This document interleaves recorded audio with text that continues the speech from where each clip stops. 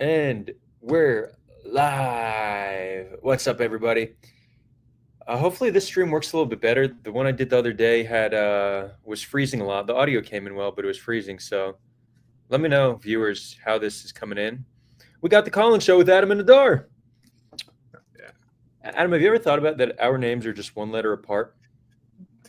I thought that some people would think it's like a typo. Like somebody's like we're trying to type our own name twice. Well, yesterday somebody was upset with the video I made and they kept referring to me as Adam. They're like, Adam, listen, Adam. But no, anyways. So they're saying it's freezing in. Okay, look, I'm in Mexico. When I do a speed test, it looks great, like amazing upload speed, but it freezes. At least the audio is coming in. Sorry that we don't have good video quality, but Friday I'm flying to LA, and the next week I'll be in New York. Those are places with top-notch Wi-Fi, so we'll be good. Adam, I don't know if you noticed, but we have some interesting things to talk about today. But the cover photo I made this week, which let's be honest, the Sulha thumbnails are like average at best because I'm making them. I'm not a designer. And if anybody watching wants to help with making thumbnails, we could use some help for the next 6 months until AI does it better than you. But until then, we could really use help. But this thumbnail, I put me and you in front of Jerusalem. I see this. Which I thought was funny because we both identify as either atheist or agnostic. And then I was thinking about it. Do you identify as atheist or agnostic or neither? I don't think I've ever asked you this. Yeah, I think I identify mostly as atheist agnostic or agnostic atheist. Okay. Or as agnostic atheist, because I see agnosticism as mostly having to do with like state of knowledge, and I see atheism as having to do with state of belief.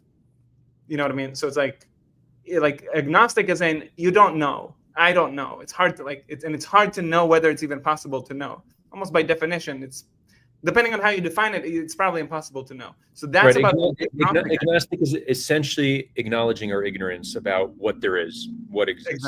Exactly. Yeah. So that's about it. And because you don't know, or because you think that you don't know, therefore, do you believe or do you not believe? And that's where atheism comes in my mind.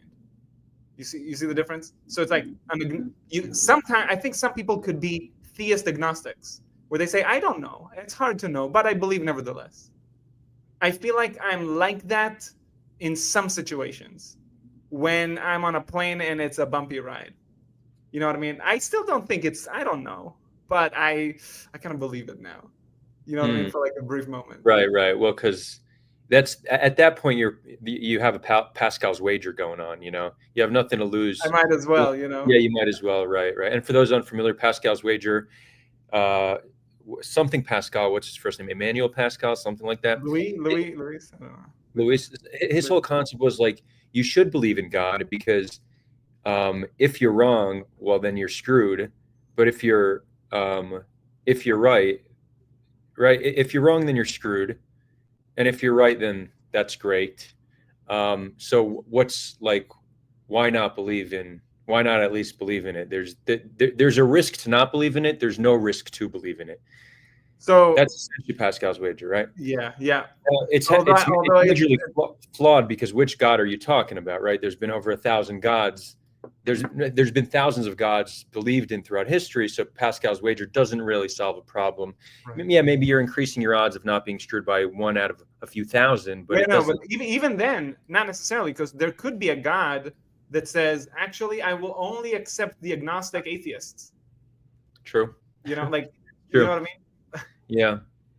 The way I define it, I normally go with agnostic, but because I don't know, I acknowledge that I have no idea what there is. Like, is there one God, two gods? You know, is this a simulation? We have no idea.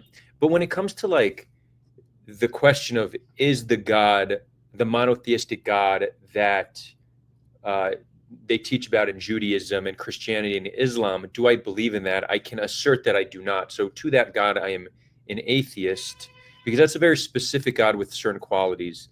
All-knowing, all-seeing, all-powerful. It's a vengeful God. You know, it gives all these qualities that you can assert whether you believe specifically in that. So I can acknowledge I don't know if there's a higher power or the essence of this higher power. But if you want to talk about a specific God, whether it's the monotheistic God or the flying spaghetti monster, then I have more confidence in asserting that I don't believe in that Right. the existence of that God. Right. Okay. But Cool. altogether, do you think the region could benefit? Okay, anyway, that's. Well, yeah, no, this is tricky territory because the conflict, the majority of people living on the land very much believe in God. So it's very important that we navigate this with utmost respect as to not be seen, Yeah. Do you think it's even possible for atheists to make progress there? Yeah. I think so. As long as there's no mockery, like I think half the Jews living in Israel are are secular, and I would say maybe half of them, so 25% of the country is maybe atheist agnostic. I'm sure there's some data on it, but that would be my estimation. I think, yeah, I think so. As long as it's not anti-religion and mocking religion. And look, the fact that religion exists in religion in the sense that some kind of belief system in some supernatural exists in virtually all cultures throughout history leads me to believe that it does play an important role in society. Yeah. To the extent where it may even be an extended phenotype. Like a phenotype being like a trait. We have an extended phenotype would be like a bird's nest or a beaver dam, right? These are in the DNA. A bird's nest is not part of the bird, but it's in their DNA. So religion very well may be similar in the sense that we have a gene that makes us believe in something supernatural. It wouldn't be surprising. And Well, yeah. No, go ahead. I was just going to say, you could see how it solves certain problems in society. First of all, it helps create cohesion amongst large groups. It allows us to cooperate beyond Dunbar number of 150. It helps us cope, as highly evolved social animals that, dealing with death is very challenging. So being able to recover from the death of a loved one quicker because you believe you will see them again or they are still with you in some capacity, you could see some advantage to that. I'm not convinced there's an evolutionary advantage, to be honest. To religion? Yeah. Or to specifically the afterlife? To religion.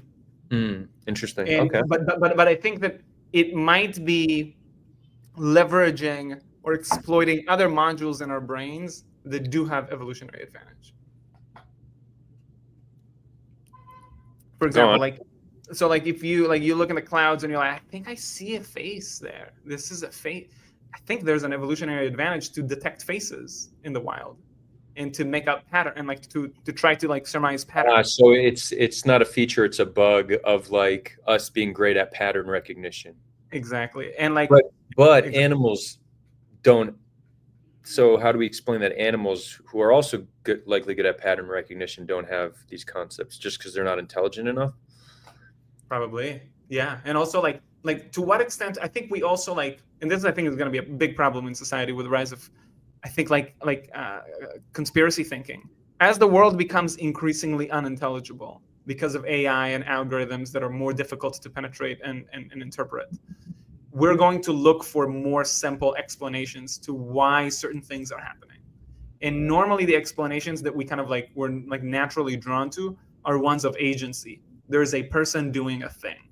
You can think of you get the ancient Greeks looking at the lightning. They're what the hell is going on? This is so confusing. It's probably somebody. There's somebody that is doing a thing, and right. What are they driven by? Probably the same things that I'm driven by, I don't know, jealousy and lust, and it's the exact same things that are driving humans. So I suspect that it's, we are fine-tuned to probably to search for agency. I think agency is just a very convenient modeling technique, but it's also, that one is potentially evolutionarily advantageous because insofar as somebody did set up these rocks in a particular way and there is some agency behind this, we're going to protect ourselves differently, right? If there's a hurricane doesn't have agency. You protect yourself differently from it. But if there's some malice, if someone has an intention to get you, you better know it. You know what I mean? Right. Okay, interesting. I see we have comments from Nisa Harris. Good to see you here, Nisa. It goes, evolutionary advantages, connection needed for our well-being. Connection needed. I'm not sure. This connection. Can you elaborate on that? I'm not sure I fully understand. Loon goes, because animals didn't develop communication in a language we did, and therefore they can't really conceptualize things. Yeah, I think that's probably fair, that if it's a result purely of pattern recognition and there's not some evolutionary advantage, then that would make sense. Yeah. Okay. Because you just think about it, like, I think it's pretty difficult to get, there's a term for it in biology, I don't remember, but there's like two schools of thought. It's like you get like, are evolutionary pressures happening at the group level or at the individual level, right? Well, they happen generally on the gene level, right? Exactly, that's the solution to the conundrum. It actually happens at the gene level, and so to surmise from this that perhaps it is still affecting, like that somehow you need to translate evolutionary pressure from genes to group. But check this out. Let's say there's one tribe, right? And we do actually suspect that Neanderthals also had some kind of like religious belief system based on their burials and cave art that we know that they were involved in. But let's say that, one of the theories, there was a time when Homo sapiens lived amongst 8 other hominids or 7 other hominids, and we're the only ones to exist and to survive. And one of the primary theories is that we killed them, and Neanderthals had a bigger brain than us, and they were physically stronger than us. So we don't fully understand how we outcompeted them. One of the theories is that we were better at cooperating in large groups, right? So let's say for whatever reason, we had a gene that made us more likely to believe in stuff. And this allowed us to cooperate in bigger groups because we didn't need to know everybody in the tribe, right? We had groups beyond 150. It was like, we are the people who believe in whatever, the sun god. Yeah. That's on a gene level, but that allows us to cooperate in larger numbers that very well would then propagate to everybody else. So I could see how it could be on an individual level and give the collective the advantage, just in its ability to allow us to cooperate in larger numbers. Yeah, I think you then need a different mechanism from just like evolutionary pressure. I don't think it's like pure evolutionary pressure. I don't know if you're saying that if you just happen to be surviving and there's a different group that isn't surviving, then you're more likely to reproduce, and therefore the genes that led to your I would just say the tribe that had the ability to cooperate in larger numbers certainly had an advantage. And if they were to develop a religion, and we all need to ask ourselves, why is it so consistent throughout time, right? So again, it seems to be something hardwired within us, but I guess the question is, how advantageous has it been to our survival? Yeah, because it's also not clear. Like, I don't know if you have. I don't know. My understanding of biology is quite limited, but like, if I think about the actual pressures necessary to modify a gene pool, I suspect you need like either like fast mutation. You need lots of experiments. You need a lot of generations, right, in order to just actually effectuate the kind of change that you need. I'm not sure that I'm seeing that type of, like, is human history really subject to the same kind of evolutionary dynamics that you see at the gene level, but at the group level? How often do you have these tribes that are actually sufficiently so to actually to span over all of humanity globally? I'm not really seeing that. Like, it might be true. I'm not denying it, but even I don't know. Like do the Chinese do Chinese have the same kind of belief system in we do? Not anymore. Now they believe in the state, right? They have that. That's like their belief in the state. We'll try to get Richard Dawkins on and ask him these questions. Maybe next Anyways, week. I imagine there's a fair bit of viewers that they're like, when are they going to talk about Israel Palestine? Let's get into it. So I had an idea. So I tweeted something yesterday, quite controversial, And almost everything that I tweet is a bit controversial. But here I got something I've learned is, I very much value other people's opinions because it's essentially holding up a mirror. It allows me to learn and grow. But I've also learned that not everybody's opinion should be taken seriously, especially in online spaces. So, there's nothing I'll do where there won't be some hate or backlash from. But this one actually had some pushback from people whose opinions that I actually value. So I actually wanted to open up this conversation. I think there's a few things at play, a few things that made it controversial. And I think you would do a good job at playing devil's advocate, or at least giving a different perspective here. So I'm going to read it. Cool? Yeah. I go, sadly, there's a high chance that Shirik Fear and Ariel Bibas are dead. If so, they were likely killed in an IDF airstrike. That's the first controversial thing, speculating on how they died. We'll get into it. And then I go, we've known this for well over a year. Then I go on to say, Hamas is obviously to blame for taking them hostage, but Israel too holds major responsibility for deciding that flattening Gaza was more important than getting them out alive. Many accounts on here are already pretending that this is new information and framing it as if Hamas executed them. These are propagandists that should not be taken seriously. Now, the main reason I wrote this was because I already see these Twitter accounts saying, if the Bibas family's dead, we need to flatten Gaza. They're already preempting this idea, and they're making it seem like we didn't know, and that if they're dead, it must be Hamas, so therefore we need to break the ceasefire. So, and they're making it sound that like we didn't flatten Gaza already. Right, exactly. Like we could do more, and we'll finally defeat them. Yeah. We could actually get in that because that's a very interesting narrative. People are saying, yeah, what? This was all worth it. They're almost defeated. Okay, well, if they're almost defeated, why are we stopping now? They were almost defeated. There's no reason to let them remain in power. But so there's two controversial things here. One is the speculation of how they were killed. The other is that I'm blaming both sides essentially when people think only one side holds responsibility. And interestingly, people commented, Hamas doesn't bear any responsibility. They're freedom fighters. And other people said, how dare you blame Israel? They were taken hostage by Hamas.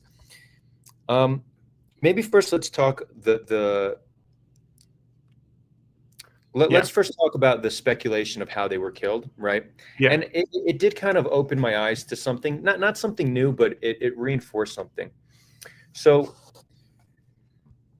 there's this Israelis and Jews and just pro-Israel people in general, they don't actually have such an accurate understanding of Hamas and Islamism in general. So they have this idea that Hamas is just the ultimate evil, to the point where if they see like a Jewish baby in their cradle, they'll just take it and like break it in half with their bare hands and eat its heart. Like they view them to that extent. But when we really look at the history of their violence and Islamic violence in general, for the most part, there's an avoidance of harming children under the age of 12, because after 12 you're an adult in Islam, but under 12 you're considered a child, and Islam is extremely strict with, like, it's very clear in not harming children. So that's just one thing to keep in mind. So when I speculate why I think it's IDF, I said, well, we know that tens of thousands of civilians were killed in airstrikes. We also know that there's an incentive to keep them alive because hostages are worth more alive than they are dead. And also, it's very rare to see the execution of babies. Like even ISIS, like take the worst groups, execution of babies is so rare. And even it's not just in Islam, just even if you go to prison for murder, you're fine. If you go to prison for murdering a child, you're going to need to watch your back, right? So cultures around the world, it's a major taboo to harm a child. And this is true in Islam as well. So when I look at the incentives at play, it just seems like, is it possible they were executed in cold blood? Sure. But the likelihood of that seems significantly less than them being killed in an airstrike.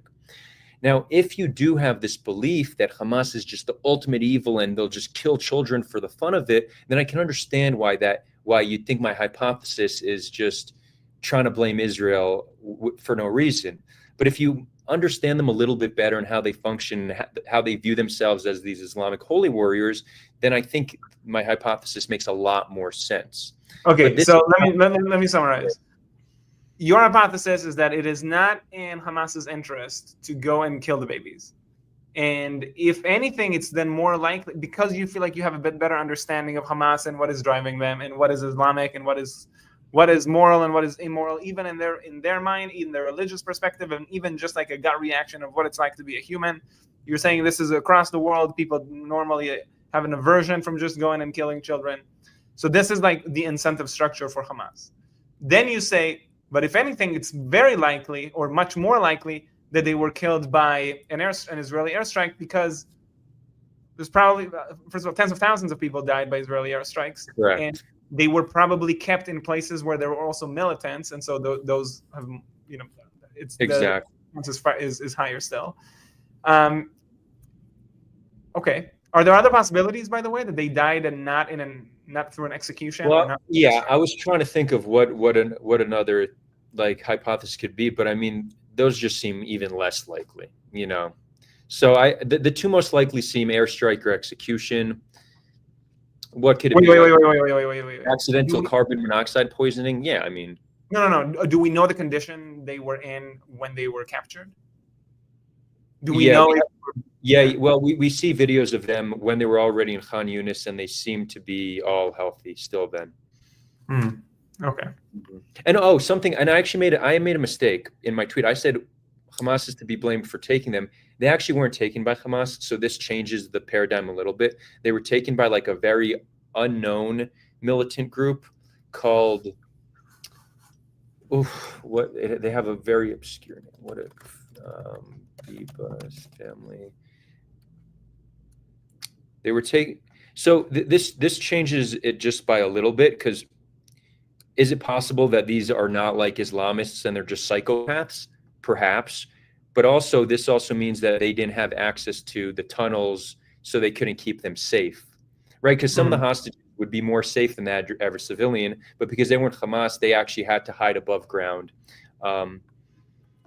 right? So I'm not sure how much that changes it, but I want to acknowledge that I was wrong well, Hamas is still responsible for the entire attack, so people who came in with them are responsible, but it wasn't them who kidnapped them. But okay, why do you think it matters to know exactly how they died?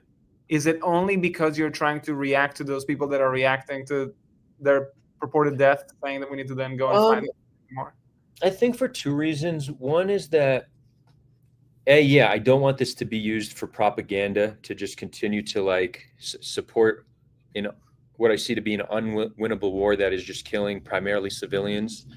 And two, I still have anger at my government for how we decided to conduct this war. I don't think destroying Gaza was more important than getting the hostages out alive.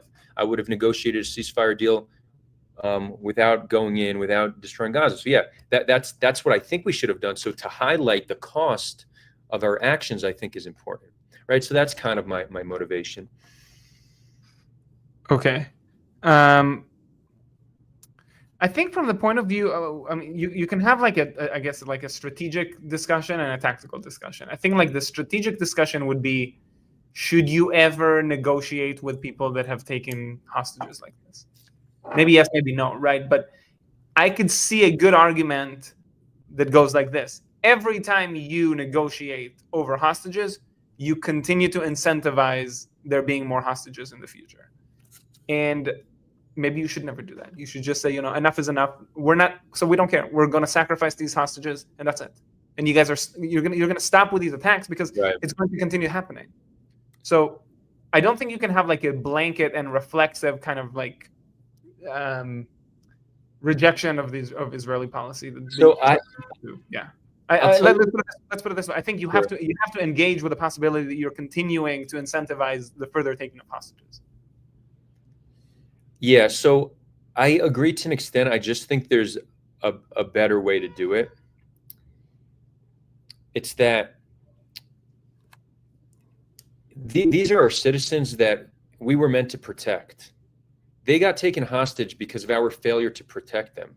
So for now, our policy to be like, oh, sucks for you. We just need to create a certain precedent. So we're just not going to release you. No, I think it's like, okay, we fucked up. No. Adar, I understand, and I'm compassionate and sympathetic to that argument. I might even agree with that argument. But all I'm saying is that you have to accept the fact that perhaps these people were taken from their homes, civilians. We needed to protect them. Why? Because we played the same kind of game in the past, and now you're continuing to play the same game, and you're not learning from your mistakes. We had Palestinians on the call-in show a couple of weeks ago. I recognize that. I recognize that by negotiating to release the hostages, we incentivize future hostage taking. I'm not denying that. Yeah. But I think that is a worthy cost to pay, because it's still our responsibility to protect our citizens. The solution is to have a secure border. Yeah. But we always say this, and it never works. Well, so, but I'm not disagreeing. But this, hold on. So to some extent, we could say that we're never going to have true security until we have peace. That's true. So even if we're not even if there's less incentive to take hostages, there's still an incentive to fight us militarily. So the real solution is peace.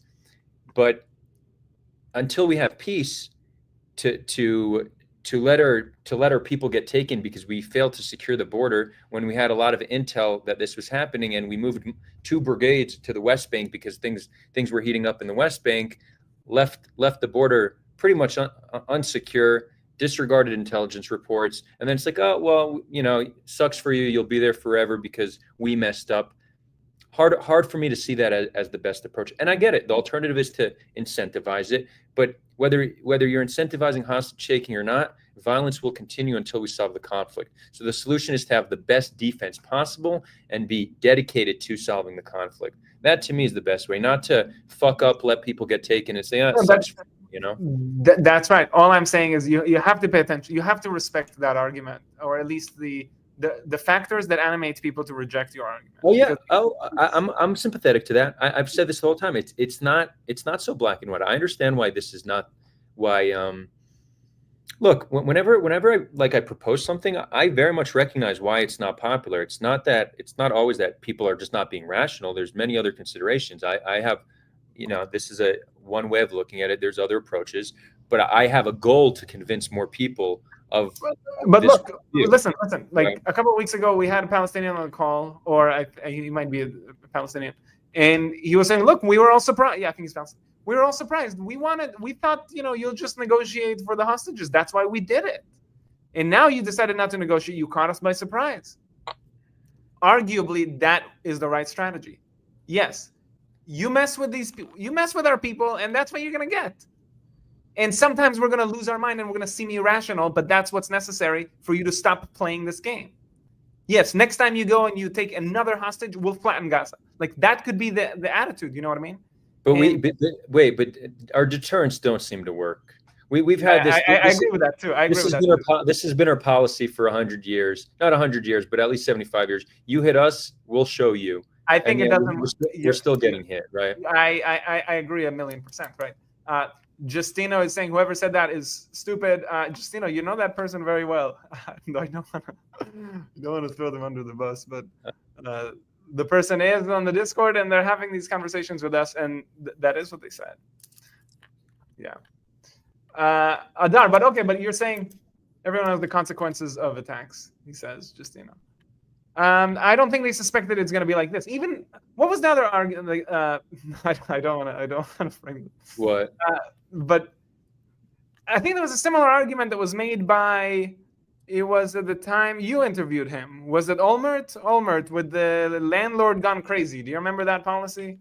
I don't know if that was Sherry Sufi interviewed him, and we uploaded it to this channel. I believe that's what happened. Balabayit ishtageh, I think they said in Lebanon. It's like. I think it was like the second Lebanon war. No one suspected they're gonna do to Lebanon what they did to Lebanon, and people were shocked. I think Nasrallah said, "If I had knew this was gonna happen, I wouldn't have done this. I wouldn't have launched what I launched. I wouldn't have let these people come and take the hostages and whatever. They wouldn't have done anything remotely close to this." And I think after that, you had 10 years of relative calm. I don't know. I mean, look, you just have the potentially the blood of all of the other hostages that will be taken in the next few years on your hands, because reliably the army is not going to be there to do the thing that you want them to do. Right, They're but not also, going to go there and defend the border and whatever. Again, that's not an argument in defense of it. I think you could make a very good case that there are two things that could have been done on like probably October 8th. I don't know if October 8th, maybe 9th, 10th, whatever. Because remember, we still had the missiles. You still had the rockets. Sorry, you still needed to stop the rockets. Right. So rocket fire continued unabated for the next few days. So you needed to stop the rockets, and I understand why some type of military retaliation was necessary. But my question to you is, do you think that, and this I think goes back to the point that you were making about, oh, they don't understand Hamas, they don't understand, they just think they're brutal. Do you think that the people of Israel could have conceived of a solution that was not a military solution on October 7th, October 8th? And no. I not only Israelis cannot, I'm not sure the majority of any population would look for a nonviolent solution, even though that very well may be the best solution, right? Yeah. We were talking about evolution before. We very much have this innate desire for vengeance, tit for tat, you know? Yeah. Even when they tested like game theoretic models, they showed that tit for tat was the most successful. Makes sense. You know, we get hit, we hit back harder. So I don't know if there's any population that would have been like, whoa, we got hit. Let's not just that. It's likely that the pacifist gene would have died out of the gene pool. Exactly. Now, I want to.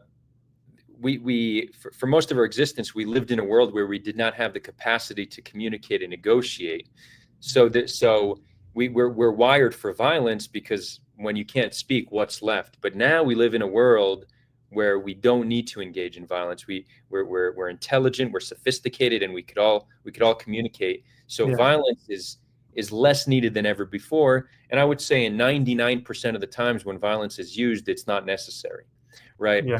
So, you know, I very well think that the best solution would have been a nonviolent one. And I understand how unpopular this is and how naive this seems. But in terms of the most rational solution, I very much think it could have been like, whoa, they got us.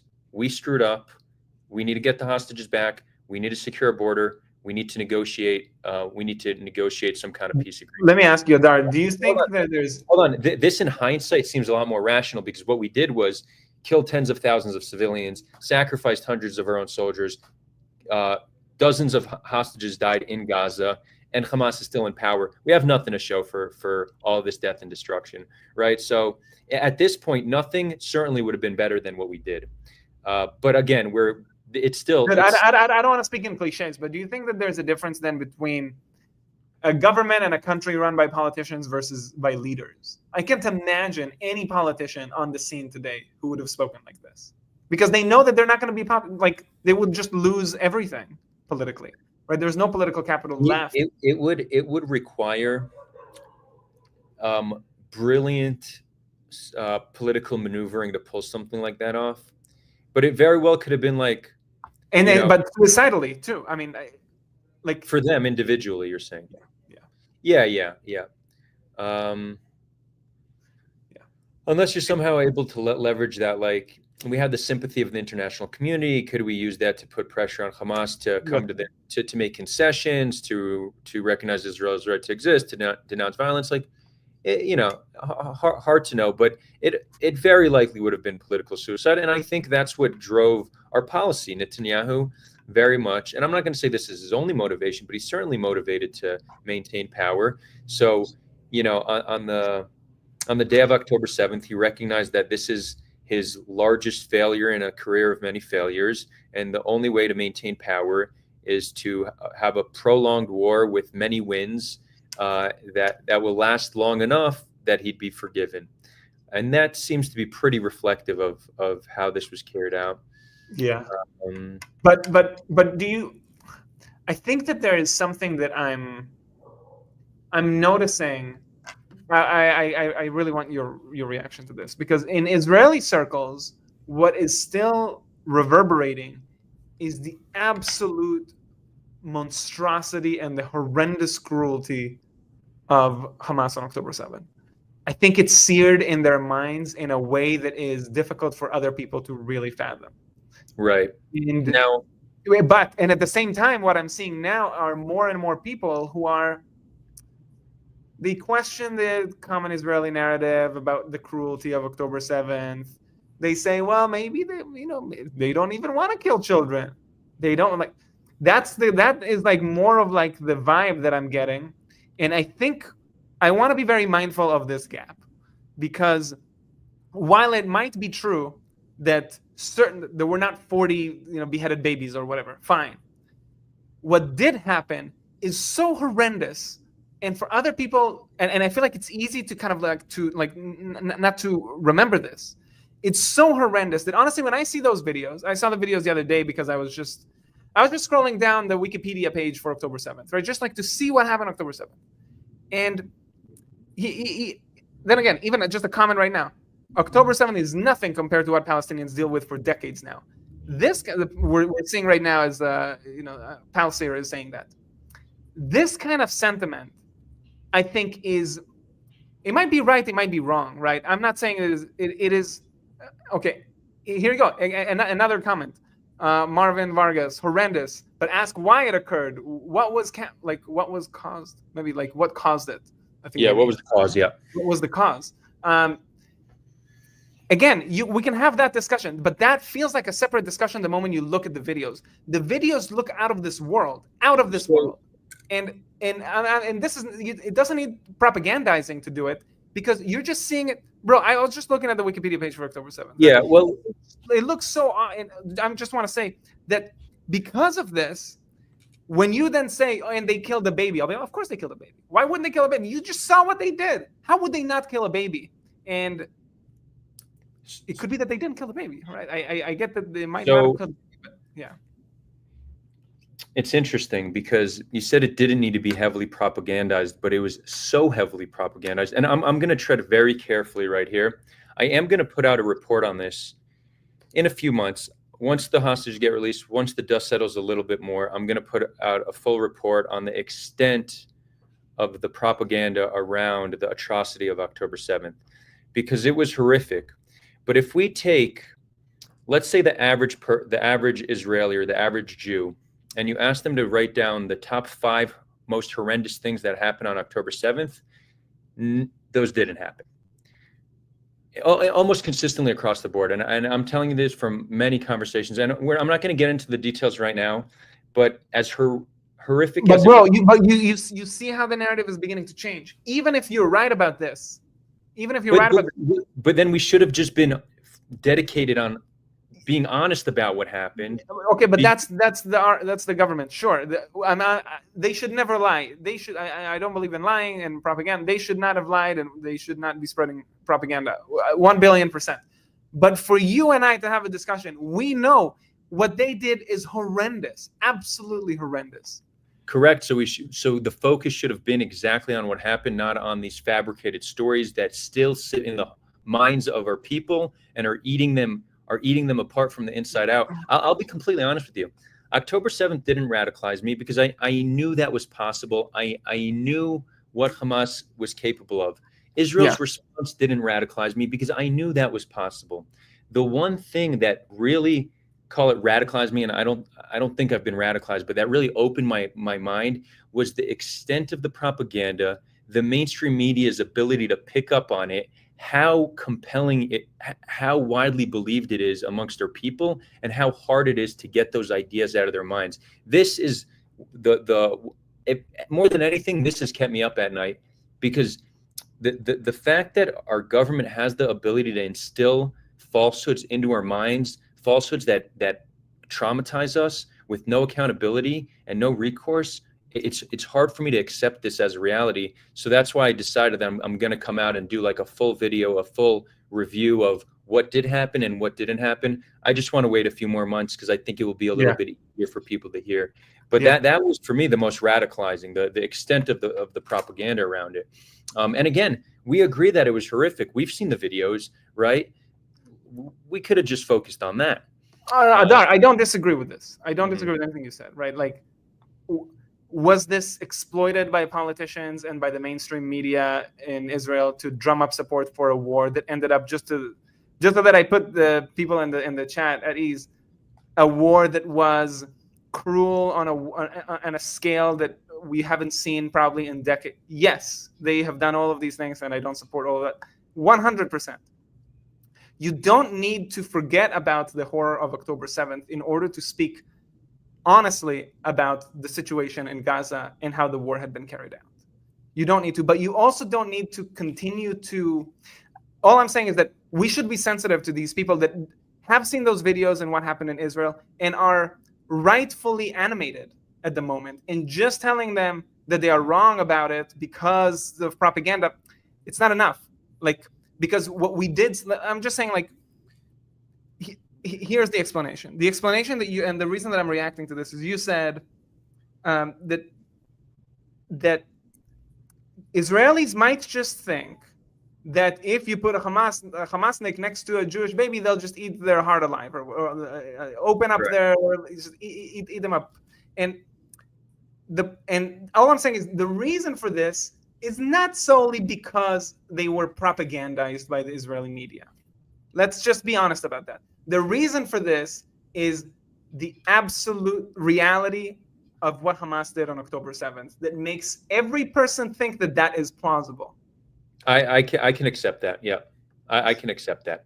I think that the idea that they're capable of killing children does not necessarily come from propaganda, but but a large part of the propaganda was focused on atrocities against children that we know never happened, from the beheaded babies to the baby in the oven to the babies on clotheslines. So there really was a large emphasis on crimes against babies that just never happened.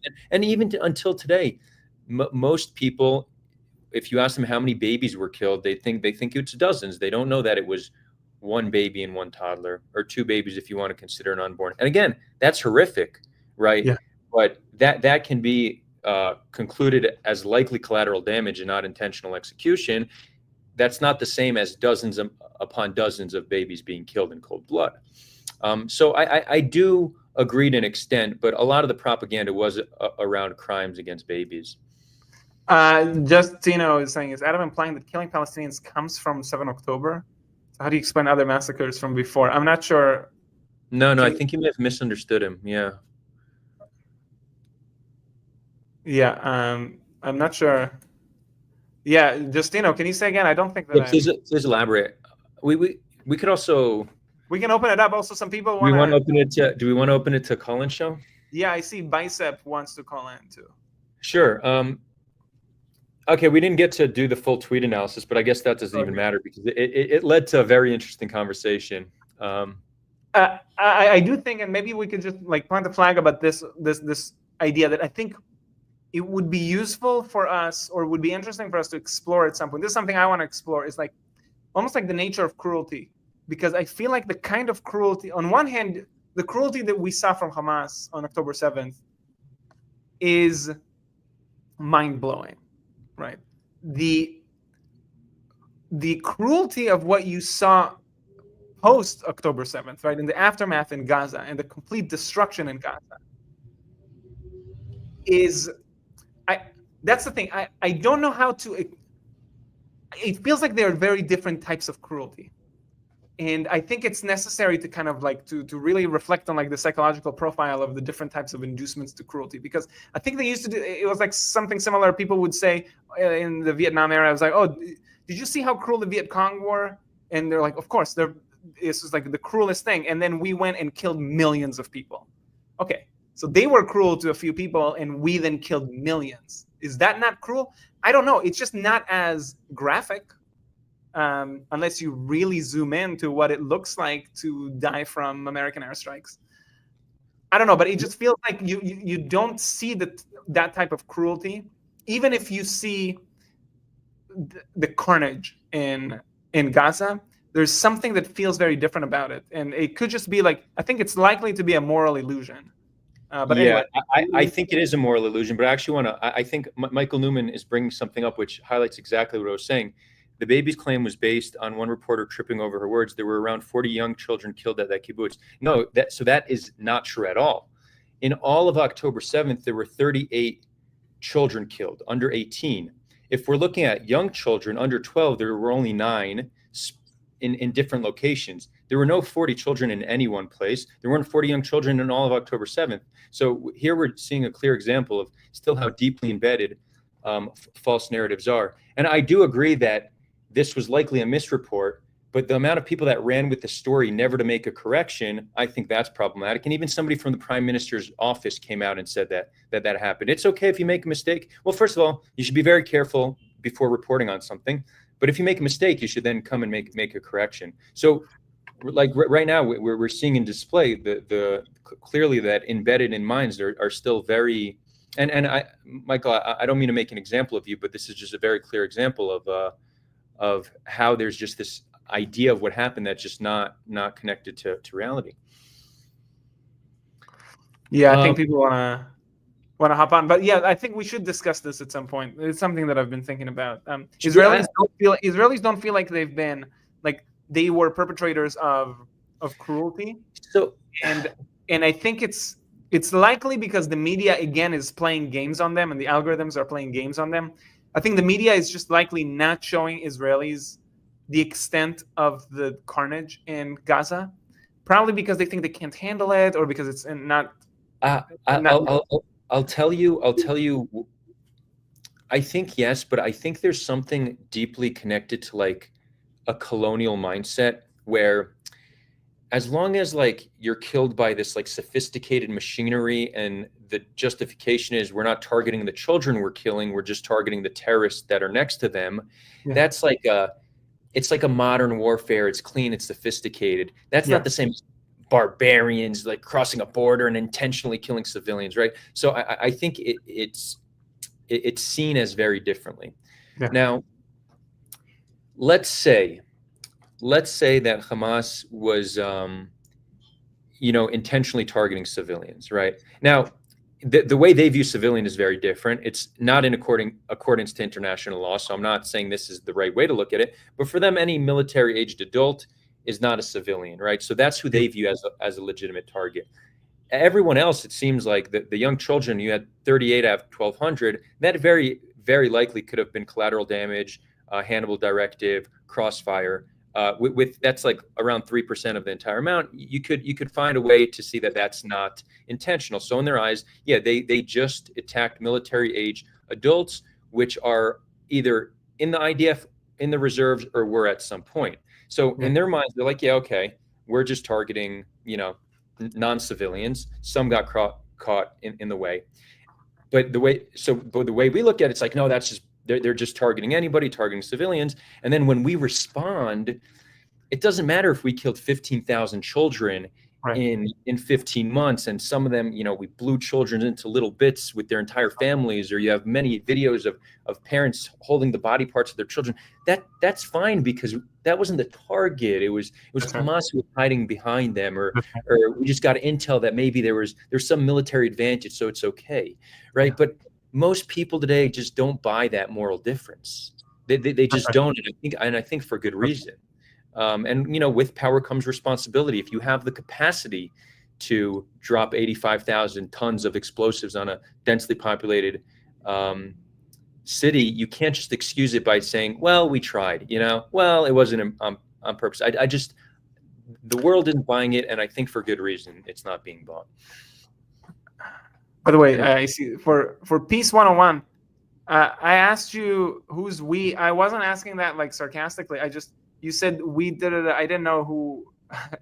I just didn't really know who you were, or like what side you are, because I could respond to you more clearly. Yeah, you said we find it cruel. We did. Why argue against us? I don't know who's the us.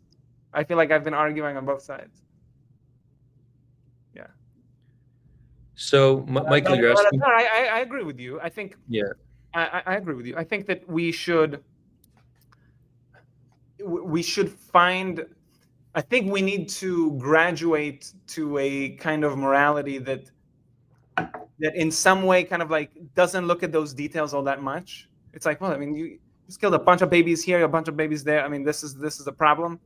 I don't know if we can ever get there. I mean, I feel like some massacres just like they function differently on like our emotional interface. Mm-hmm. You know what I mean? Which is Yeah. Yeah. Which is partially really on a biological level, but also partially culturally imposed by what we view as sophisticated and what we view as barbaric. Right, because it's definitely like a sophisticated pilot just dropping a bomb. He's like he went to school, he learned how to do that. It's not a guy running across the border. I think part of it is culture, part of it is just no. Who knows? It's hard for me to parse this. No, but the other thing is I think intention plays. I don't think that you can actually have like a complete moral analysis without also factoring in intention. I agree.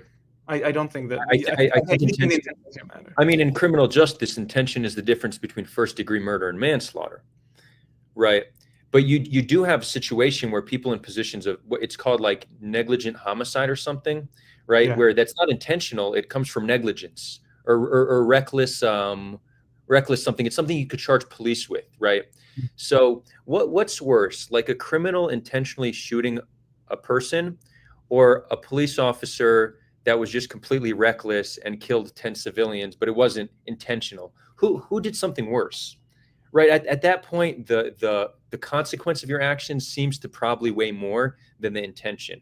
Also, there's there's what we expect of each side is challenging, because we should expect standards from both sides. But the fact that Israel is supported by the West and heavily funded by the U.S. and part of the Western world, it's fair to have that Israel should be held to a certain standard, right? And if Hamas will hold themselves to that standard, then they should be accepted by the world the same way Israel is. And if Israel wants to say that they're going to hold themselves to the standard of Hamas, then they should get the same treatment as the world. But let me ask you this: how much of it do you think is actually just like a degree of ignorance about the reality of what's happening? So everybody thinks that Palestinians, by and large, supported October 7th. That might very well be true, but that's because they're not seeing what Israelis saw on October 7th. They saw a different picture, and I think you've discussed this on the channel before, right? Everybody thinks that Israelis agree with, by and large, what's happening in Gaza.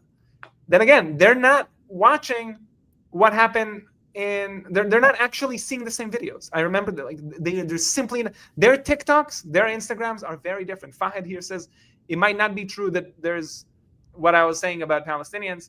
Fahad, please correct us then.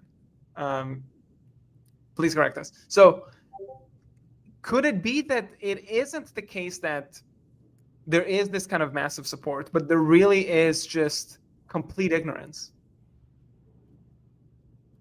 Well, in terms of what's interesting is it was like 75% of Palestinians support October 7th, but if you look at the same poll, over 90% don't think any atrocities were committed.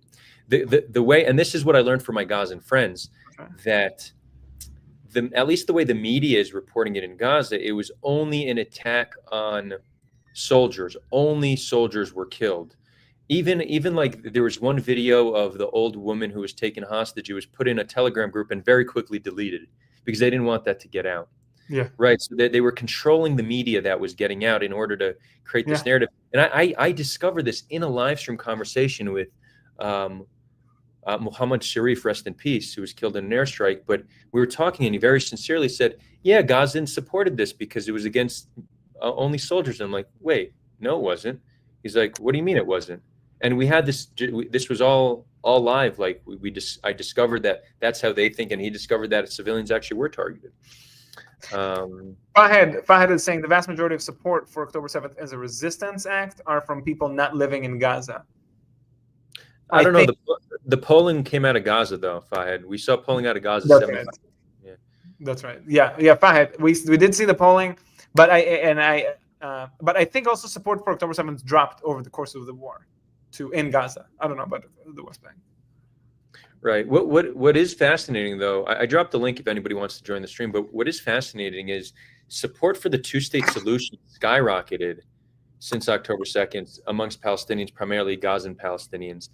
Fahad, do you have any insight onto that? I almost thought it was so the polling didn't make any sense. I thought it was just an outlier that shouldn't be trusted, but it seemed to be the second poll that reflected something like that.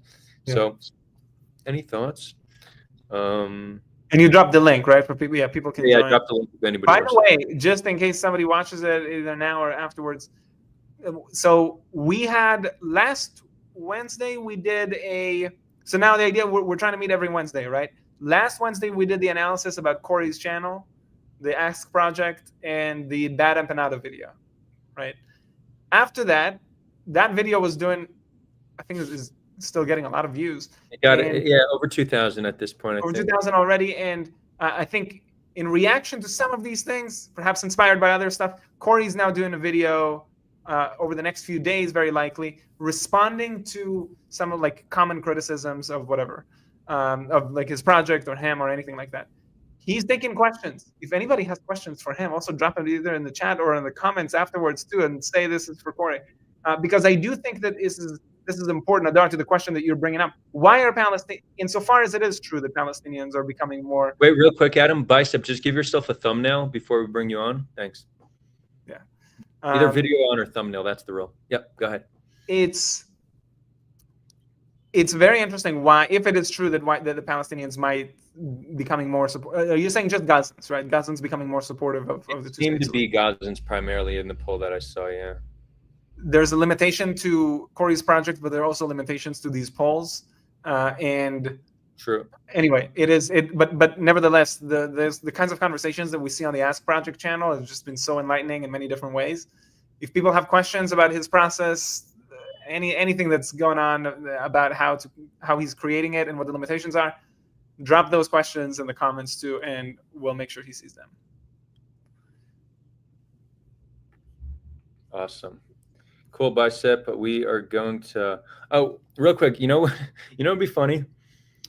Yeah, Corey should go around asking Palestinians what they think of Bad Empanada, and just show that 100% of them have no idea who he is. No, he doesn't deserve the attention. All right, Bicep, we're bringing you on. Oh, okay, I see. What's his name? I'm a big Avatar fan, so I like your Avatar. That's What's good to his name hear. again? This is Uncle Iro. Uncle Iro, yes, a big foodie. Yeah. Well, thanks for having me on. In any case, I've got 2 points, but I'll go to the more important one first, which is on how effective a narrative can be. What extent do you think the general growing dislike of a Muslim presence in Europe or America has on the efficacy on a story that's dramatized or something like that? Do you think that's one of the main factors? So as people dislike Muslims more in Europe or America, aside on whether the dislike is justified or not, but yeah, that's my question. You're talking in connection to the propaganda campaigns following October 7th. Like, what I think the main intention behind it was? No. So do you think that the story of the beheaded babies was more effective given the growing dislike of Muslims in Europe, for example? Or do you think it's completely separate from the reputation of Muslims in Europe? You see? I would say I don't see how we could disconnect the two. Clearly, if you have negative feelings about somebody, you're going to be less charitable in how you interpret their actions, and you're going to assume the worst about them. And that's what we're seeing. I also want to be clear. A lot of the propaganda after October 7th is not intentional. It's not people sitting in a room and planning out how to fabricate this stuff. A lot of it is just confirmation bias. It's assuming the worst and then thinking something happened, and then there's a game of telephone. You hear something, and then that story just spreads, and then it's just part of the collective consciousness. So I think there's no denying that any amount of Islamophobia is going to increase the effectiveness of these stories. Yeah, that makes sense to me. Yeah, I think it works in both ways, though. Like, could you also say that the fact there are so many Muslims in Europe is then making allegations of Israeli misdeeds just as amplified? Right? Yeah, definitely. Yeah. You know what I mean? So it's probably working in And I don't know which one is more. Do you have more Islamic distaste or prejudice against Israel? Is that more prominent in Europe, or do you have more Islamophobia in Europe? I don't know how to evaluate. And then which one has more of the kind of power that is likely to make a difference in like the broad public support, right? One might be controlling media with like cable television, and others might be controlling TikTok shares and Instagram shares. Yeah, but a more popular form of support versus a more top-down. Yeah. Exactly. Well, I actually don't have any data on any of that, but I for some reason, I get a feeling that the best way to predict how effective a story is going to be is just look at the audience. It's actually independent of the content of the story, or not completely independent, obviously, but you see what I mean, right? The background of the audience. That's something I hope to see get more discussion, because I actually think there's a valid position to take, even though personally I don't have an anti-Muslim position, but I do think that I would hope to see more of a, yes, we can dislike Muslims generally, and it's not my representative view at all. I don't think that's nice, and yet still support Palestinian statehood and oppose Israeli, what I think are massive war crimes, right? I think that's a rational position, and I would like to see. Why do you want that? I'm just curious. Because it adds more credibility to the idea that it's not just tribalism. It's not just, hey, there's a lot of Muslims or Christians in Palestine, and I'm Muslim too, so I guess I should defend them. You know, if someone, and there are people, but unfortunately, like, okay, Nick Fuentes, for example. Right? Exactly. I was just gonna say, yeah. Yeah, this sort of voice is not the one that you want to be printing on your flag. You want, ideally, someone who has more principles towards perhaps libertarianism or something like that. It's not, you know what I mean? It's independent of the faith or the cultural war that's taking place. Yeah. Are you in Europe? Yeah. I'm in the UK. My accent hopefully gives that away. Yeah, and it's like it's one of the more posh accents, right? There's like 3 types of posh accents in England, and you have one of them. Is that right? I am actually from one of the most deprived constituencies in all of the UK. Yeah, but man, that's a topic for a different time. What are you seeing? Are you seeing? Yeah, what like are you seeing more of like an Islamophobic counter reaction and like a reflexive support for Israel in your circles, or the other? Yeah, I think it's Islamophobe. I don't use the term Islamophobe personally, but I definitely think that it's just down to what do you think of Muslims if you don't like them. Notice I'm saying don't like Muslims. I'm not saying what do you think of some scripture or something. What do you think of Muslims? If you dislike them, then you don't like the Palestinian cause. That is what I see. And actually, the opposite is not so true, because I do find lots of Muslims who do have more critical positions of Hamas or more widely the Arabic region. There's no shortage of that. Yeah. Interesting. I would suggest a slightly different framing, because at least how we talk about groups, because I think, you know, the generalizing groups and group hate is the root of so much bad we've seen in this world. And it's almost like, how can we talk about ideas, like ideologies we don't like, without making it about the group? And I have a similar conversation with anti-Semites, right? Like, and I'm actually very, you know, if I reflect on, you know, when I look at my different political positions, the one that I would say is maybe the most right-wing is my views on immigration. I think it's perfectly sensible for Europeans to stop immigration from countries that are culturally different. But notice how I said that. I didn't make it about Muslims. I'm talking about culture and ideology, right? Like, if a country doesn't want to let in people that have views that are, let's say, not in line with the culture of that country, I think that's acceptable. It's sensible. I don't think it's racist. But the second we say we make it about Muslims, then we demonize an entire group of people and we create group animosity. And at the end of the day, even if we stop immigration in Europe today, we still have a large minority of Muslim population that we need to Europeans are going to need to learn how to integrate them into society and build a cohesive society with. So any anti-Muslim narrative is only going to create more divide between these populations. So I wonder how we could talk about, ideologies we don't like and changing institutions, systems we don't like without making about entire groups. I think that's probably just a better way to navigate this space while building cohesion without flaming these ethnic tensions. Yep, I think so. I just want to talk to a comment here that says I'm Palestinian Christian. This has nothing to do with religion. I really agree. That's actually the point I'm trying to push for here. I am trying to separate it out from any faith-based representation. I really do think it is down principle lines. Is it okay if I bring a different topic, or you want to go back to? Yeah, let's just I want to park the thought though that I think I likely disagree about that one, but we can come back to it. Okay. Sure. I do think religion plays a role that is unhelpful, but yeah. Yeah, sure. And I wanted to say this when you were talking about propaganda and all this stuff and how do we tackle that.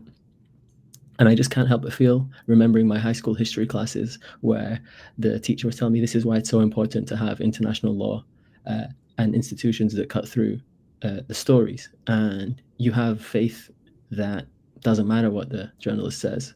There's a real story to trace down. And that's the only relevant topic to discuss. Of course, it doesn't mean that, there's a crazy story in the news and you don't talk about it, but it's kind of confusing to hear that the addressing the propaganda be a higher priority. Or maybe we're just post-law, right? The legal system doesn't even matter at this point. That was just a thought. It's not really a question. Can you repeat that? Can you repeat that again? So it's just about whether to what extent should we be spending time talking about which propaganda stories and the consequence of them or the details of them that were spread around, and just relying on the idea that there's a legal system that can investigate and journalists that can go in, or some kind of investigation that can take place. And that is what we push for. We don't push for don't propagandize that story or this or that. You're saying that from the point of view of what is more effective? What is more effective for? You're saying don't tell Israelis that mass rape and systematic rape didn't take place. Just tell them, hey, we should allow international investigators to come in and do a thorough job. Yeah, there's a legal process for investigating all of this, and which Israel didn't allow it to happen. Let's just put that out. Right. No, but you're saying put pressure there, right? As opposed to. Yeah. I agree. Yeah, that's a good point. Anyways, we got a lot of people in the waiting room now. Should we just turn this into a free-for-all? We could also just do it a free-for-all on the Discord. But I also want to know because I'm not seeing it, I don't have it in front of me. Is Peace 101 on it? No, but we have Justin. I'm gonna bring everybody on. We're gonna go crazy. Peace 101, join at some point too, because I have a feeling that you think you understand my perspective, and I want to see whether that's true. All right, we're gonna try to do some. When it's this many people, it whatever. I don't want to preempt. I don't want to put it out there. But just for the record, Nick Fuentes is not pro-Palestinian. Okay, he made it clear he is against the war because he thinks it's going to make Palestinians immigrate to the United States, not because he loves us. So he's anti-Israel, but he's also anti-Palestinian. So don't say that he's pro-Palestinian. I'm sorry if you thought I said that. I agree with you completely. But but he's clear on that position. He said, I don't want this war because it's going to bring Palestinians and make them immigrate to the United States. Gotcha. We're on the same page. Okay. Yeah, I think I think the pro-Palestine camp needs to be very clear in understanding that and not promote anything he says. I think we have this strong desire to have any ally possible, especially when we're on the weaker end. So I could see a desire to want to, highlight what Nick Fuentes is saying, but ultimately it does a disservice to the cause. So I think there's a general agreement here. I guess let's go around. We'll give everybody an opportunity to share. We're going to do this for 15 more minutes, and then we're going to do an after party on Discord. Yeah. Or are we going to do it on platform maybe? Maybe. Let's try Discord. I think we're tweaking a couple of things. Sounds good. Al, what's up? Al, you're on mute. Can you guys hear me? Sorry about that. Loud and clear. I was just gonna say I think I disagree. I think it is about religion and land. I don't think it's either or. I definitely think it's both. And the reason I say that is because when the Jordanians and the Egyptians occupied Gaza and West Bank, you didn't hear this much resistance. When the Ottomans occupied and the Mamluks, you didn't have all this craziness going on. To me, it seems like it is about religion to a high degree, not just land. I hope I'm wrong, but to me, that's just what it seems like. If anybody here wants to chime in, can I answer that question? There's some background though. Sure. So this is something that we hear, but maybe if you study history, you've heard of something called the Arab Revolt. And the Arab Revolt wasn't against Jews, nor was it against the British. It was against Muslims' Ottoman rule. So there was an Arab Revolt under Ottoman rule, and my father was actually wounded when fighting the Jordanians during the Jordanian rule. So the Jordan ruling over the West Bank wasn't a cakewalk. It was actually a very oppressive period where Jordanians actually tried to assimilate the Palestinians. Where, like, for example, an uncle of mine told me a story that on the day of the Nakba, he wore black to school, all black.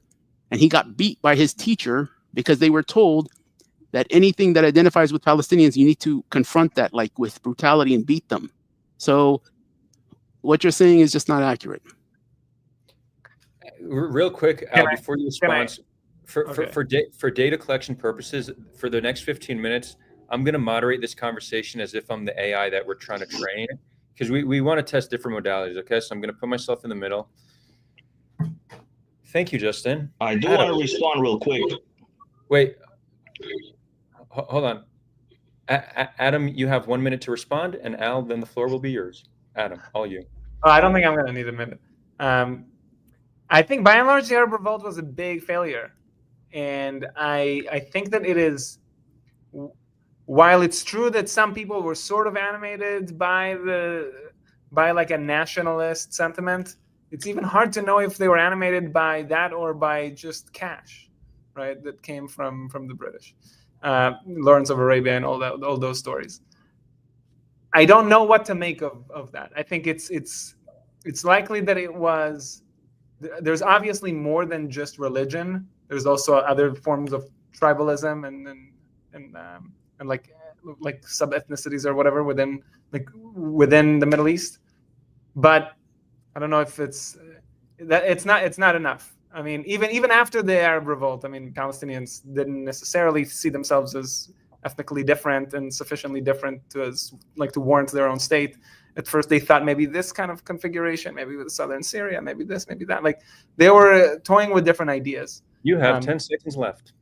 Yeah. I also don't think it's about anti-Semitism and a general dislike for Jews. I think it's probably more cultural in the values that the immigrants brought, as opposed to just religion. It's probably more likely that they brought anti-religion. Thank you, Adam. Thank you, Adam.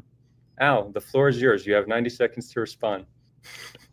I was just going to respond to Justin that it's I'm not saying it's just that, it's definitely a combination. The reason I say that is because when the Palestinians and the Jews finally had a chance to create a state, obviously it's not everything that they wanted. The Jews accepted while the Palestinians did it, and that's where I think they made their mistake. I think both sides should have accepted what they had and then build from there. Once both of you are sovereign, then you could build from there. As before, the Palestinians never had a sovereign state. So even now, the occupation of the West Bank, the Israelis are saying, well, it's a disputed territories. That's what they're, if the Palestinians would have accepted the state, they couldn't use that excuse and say it's disputed. Now it would have been a sovereign state that they're occupying. So I think that's where a lot of the issues are stemming from, is that they didn't accept the partition. I know it wasn't fair, but I think it could have been a good stepping stone for them to go and then take their case to the UN for the rest of whatever they wanted to do with it. The floor is now open for whoever would like to speak. First of all, Adam, you need to study history a little bit more, buddy. I like you a lot, but if you think that the Arab Revolt I agree it was a failure, but you have to understand the Arab revolt. There was, for example, in the 1800s, there was revolts against the Ottoman rule, especially in Palestine. And secondly, there is the thing that to say that it started because of money and stuff like that. It actually started in 1904 or 1906 when the failed Ottoman constitutional reform was overthrown by the Young Turks. But that's a whole different story. So I don't want to get into long history. It's just not. It's just not the Arab Revolt. There's like different things that are not the Arab Revolt. Yeah, I know, but you have to understand about the sentiments that there was this thing, but you have to understand that it took place from there because the Young Turks neutralized the Sultan.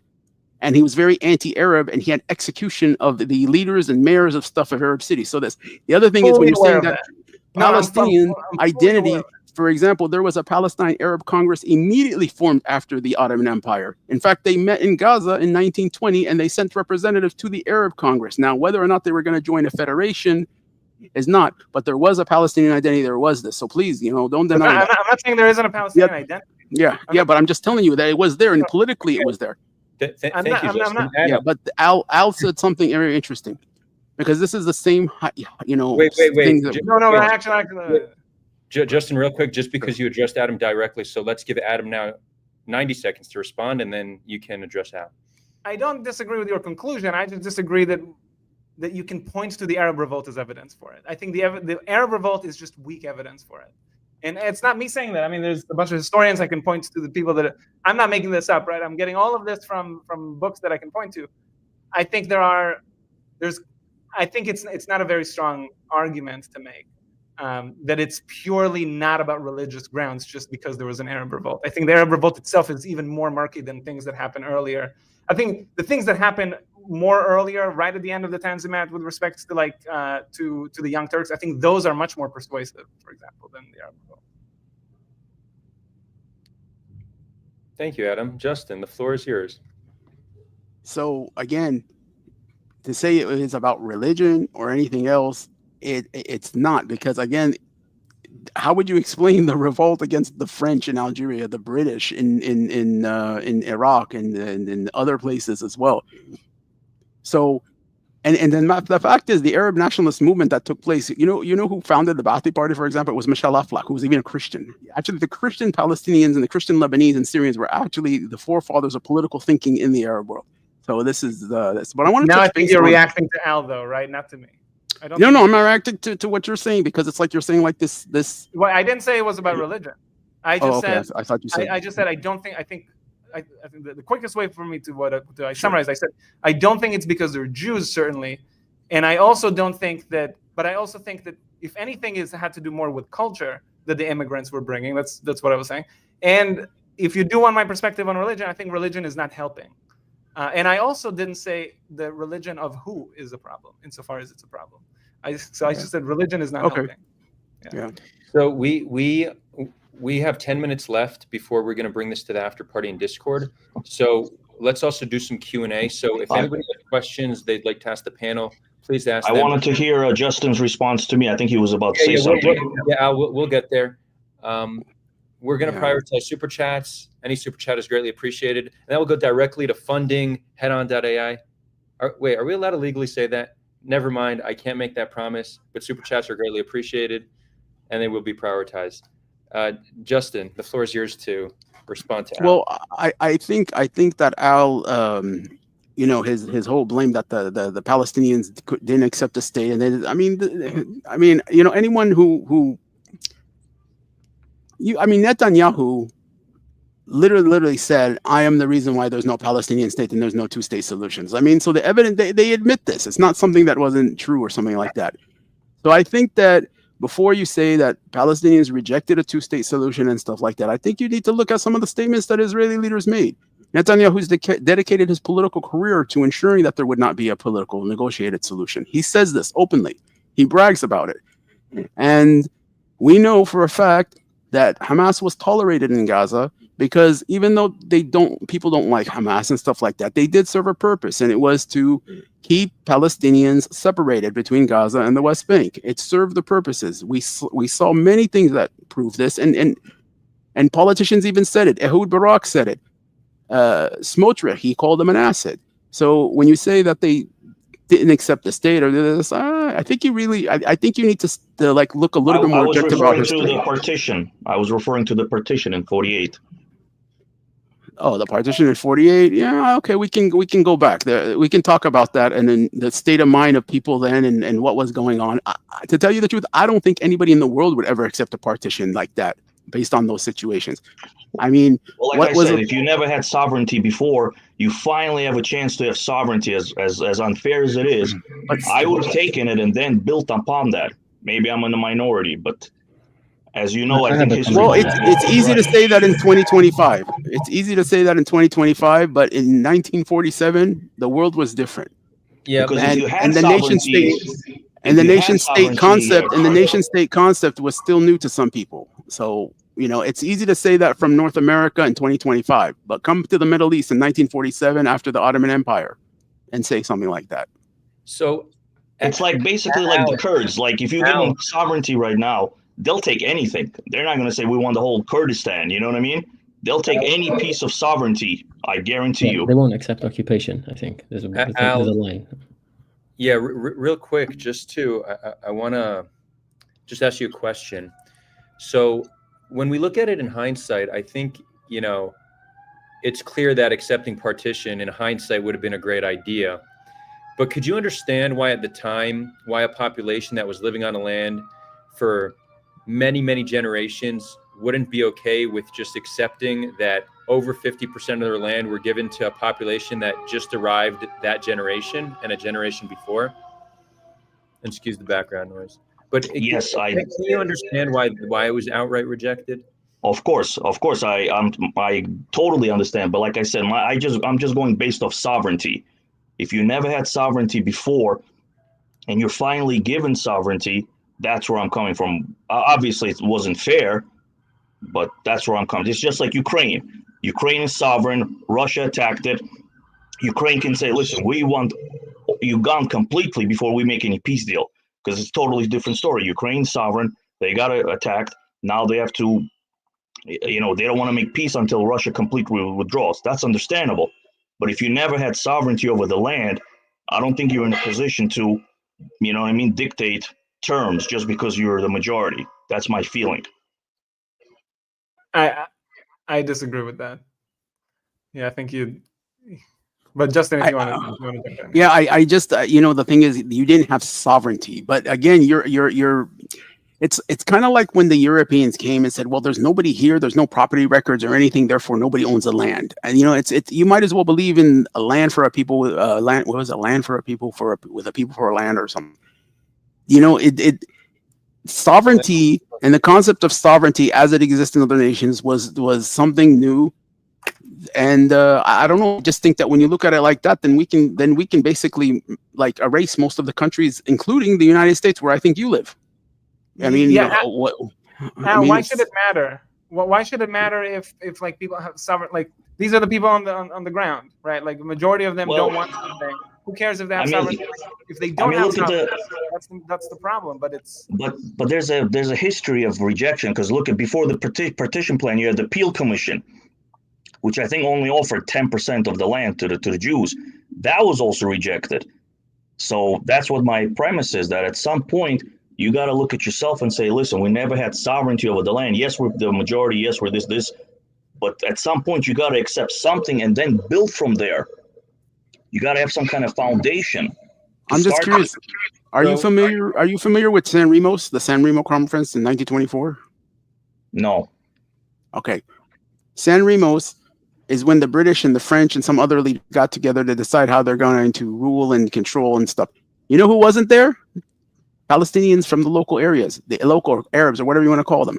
This was being done by powers that be. So when you talk about sovereignty and stuff, it's the people in the country were not, you know, you're the British mandate and the UN and all these people. You look at, for example, who were countries in the UN at the time that voted on the partition. Many of the countries that are in the Middle East and North Africa and stuff were not even independent countries. So this was, look at it as something coming from the outside. Guys, I'm going to have to jump off in about a minute, so just to let you guys know. But yeah. I think that you have to look at the mindset, because you're looking at it from 2025. And I think that you have to look at it from there, from that time, like Adar said, and see it from there about where did the partition plan come from?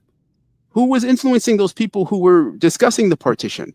And what were the British and the French doing in San Remos when they were deciding about the future? And you're going to see that there's a lot of things that were done from the people on the outside. So it's not acceptable. I'm gonna real quick. I'm gonna end my moderation. Adam, I'm decentering myself. That was a cool experiment, but I just really want to share my opinion on this. And the facilitator's not meant to share opinion. Okay, so I have stepped down officially. I don't think any population in the history of the world, if they were in the Palestinians' position, would have accepted partition. We could try to like intellectualize it and be like, yeah, but they weren't sovereign and like this strategy. That's not how people respond to a foreign population coming and replacing them. And I get it. We don't see ourselves as a foreign population. We're an indigenous population returning, but that's not going to convince Palestinians who are living there. As far as they're concerned, we speak European language, we dress as Europeans, we don't act like the people from the land, and we don't treat the natives with dignity and respect. We came as colonizers. That's how they saw us, and they responded to us as such. There's never been a population in the history of the world that just welcomed a colonizing population with open arms. So I agree. In hindsight, Palestinians should have accepted partition. Their lives would certainly be better. They'd have sovereignty, but it's an entirely unrealistic expectation of them. So we could talk about what they should have done in hindsight, but I don't think that the basis in which we understand the conflict should be based on an unrealistic expectation of a population.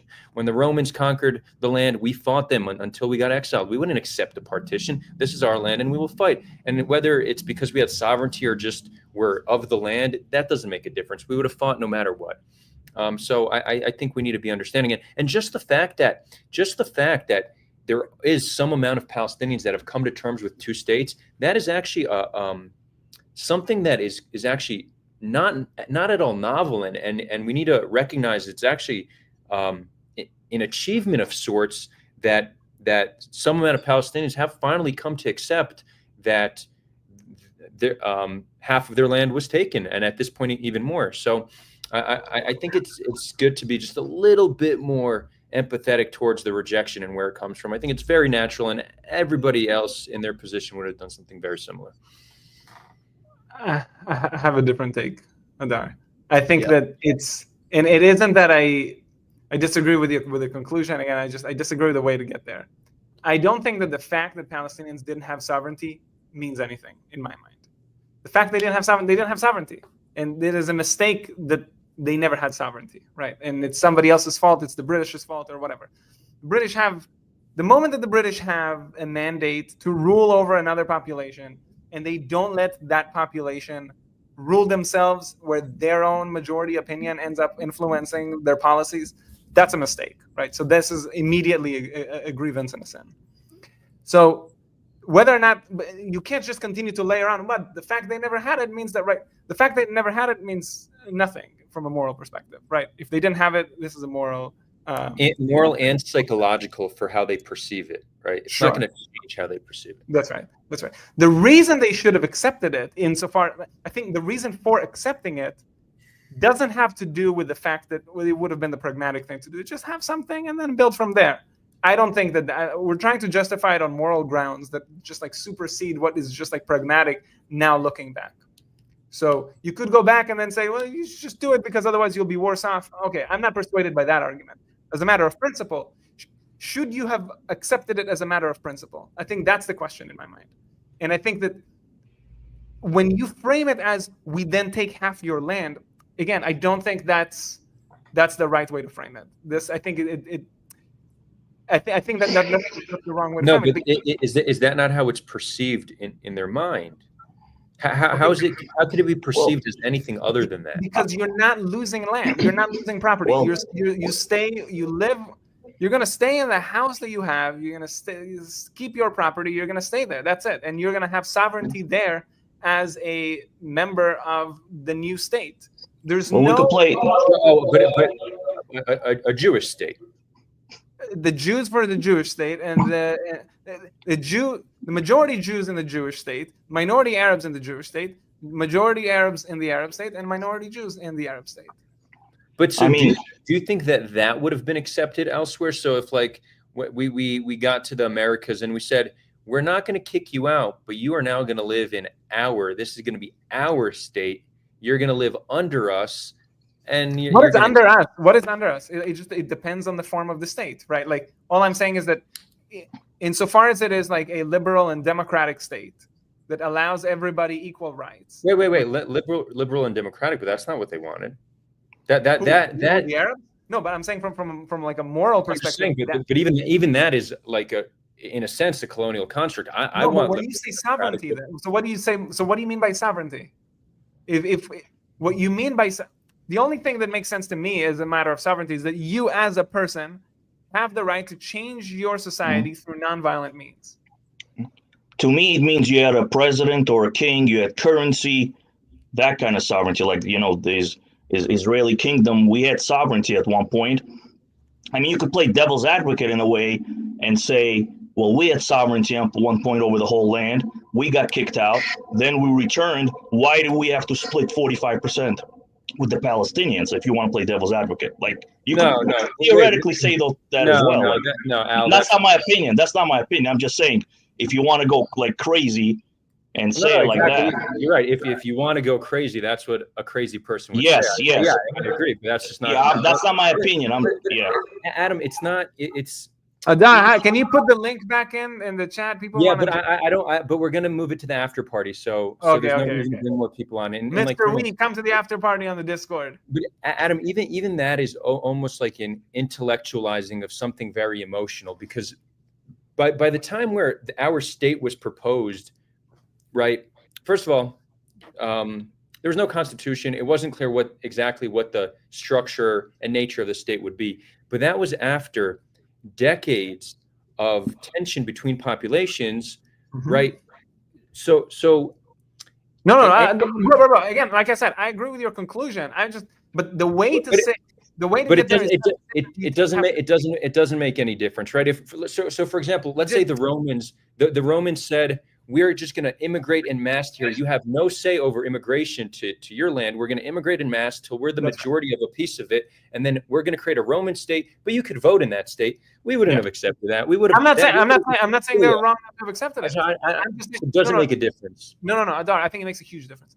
I'm not saying that they should have accepted it or shouldn't have accepted it. I'm not commenting on that. I might even agree with you that it's totally unrealistic to expect anybody to accept it. Fine, but the reason not to accept it is not because we're just taking half their land. It's a different argument. And when we're not precise about it, I feel like we're reinforcing that, like, the narrative in people's mind that this is what happened. This is not what happened. What happened is a more complicated story. Correct. I would say that the way I describe it is an oversimplification that gets the point across, because psychologically in their minds it's the same. Like you're trying to, like, there's a nuance. It's not quite taking half your land, but for them it's like it's not taking any land. It's not taking land. It's just immigration, isn't it? That's what you're describing. It's mass immigration to change the mass immigration that the native population has no say over, to change the demographic nature, culture and politics of the land, and then create a sovereign state that has a Jewish identity to it. Okay, correct. We could get in that nuance every time, but to explain where the rejection comes from, they didn't want a complete cultural transformation of their society. Correct. You're changing their society's way of life completely. Correct. So you think saying taking half their land, it's just not the most accurate of saying it, because people think that what happened is the Columbus story, and that is not what happened. What happened? You could say it's worse. You could say it's better. It's a different story. It's just a different story. We have to engage with it, and there's just different elements to be engaged with. I can accept that if we could find an equally simple way to explain it, because it's not.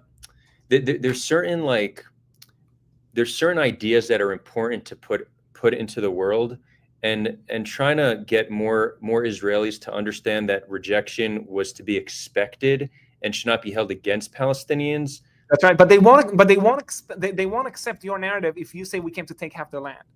I don't think that Israelis in the chat, please come in. Okay, so if it were to be framed for, no population would accept a new population coming and being sovereign on half their land? Like what's I don't know what the right language is. Okay, well, I'll think about it. We got to work on it. I hear what you're saying, and I'm going to acknowledge I often simplify things. Right, there's always a trade-off between accuracy and being able to spread ideas through culture. And it's very hard to find that balance. This is one of the major critiques of Yuval Harari and *Sapiens*, right? Many historians were like, wait a minute, that's too simplistic. The readers, though, were blown away. They're like, whoa, this is amazing. And he changed culture with putting these ideas. So I actually appreciate you pushing back on that, Adam, because it is something that I think about. What is the balance between being as accurate as possible, but also being able to put useful ideas into culture that are, and again, I'm never going to say something dishonest, right? For me, it's I very much want to be honest, but I do acknowledge that sometimes I go for simplicity at the expense of nuance and accuracy. No. But I think it isn't when about. You say any population would have rejected it, are you talking about both the Peel Commission, which only gave 10% of the land, or are you talking about that as well? Any population would have rejected that as well? I'm not too familiar with the Peel Commission. Was that only 10%? Yeah, that's where 10% of the land was given to the Jews and 90% to the Arabs or Palestinians, and then that was rejected as well. I don't think that's the details of Peel, but I could look into it and get back to you about that. But yeah, I'm not sure any amount of sovereignty would have been accepted by. I think that would any amount of sovereignty. Yeah, I don't think it would matter. I think that's where I think the majority of the problem stems is right there. It doesn't matter if it's 1% or for 90%. I think it would have been rejected no matter what. Now, is that because of land or is that because of religion? Because if it's because of land, why would you reject it at that point? You're getting 90%.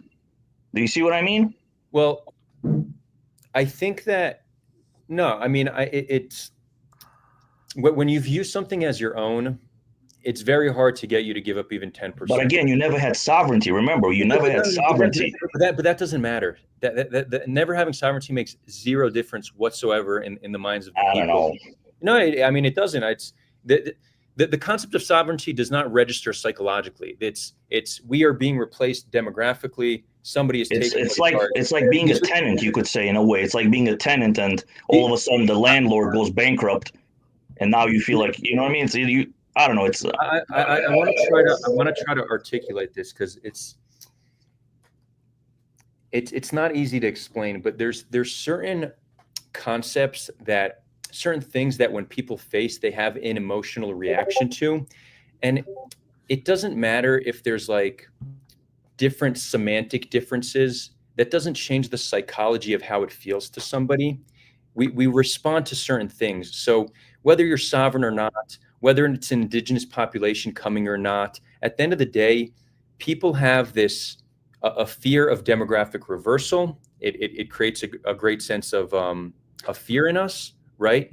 And people don't like getting taken what is theirs. So whether you're sovereign or not, this is land they lived on for generations. They felt like it was theirs. So the concept of sovereignty does not register psychologically, but theft does. Fear of demographic reversal does. These are very primal instincts that we react to. So trying to intellectualize it and incorporate these modern concepts, it just doesn't register the same way, and it's not gonna factor in how people respond to it. So I just want us to just recognize that. I think with that said, the only way Zionism really could have succeeded without all this violence would have been a really valiant effort for the early Zionists to integrate with the local populations and appeal to them, because the local populations, as this trend of nationalism began around the world, Palestinian Arabs saw an opportunity to finally be sovereign. Now, it wasn't the primary movement was not an independent Palestinian state. It would be Greater Syria, of which Palestine would be a province.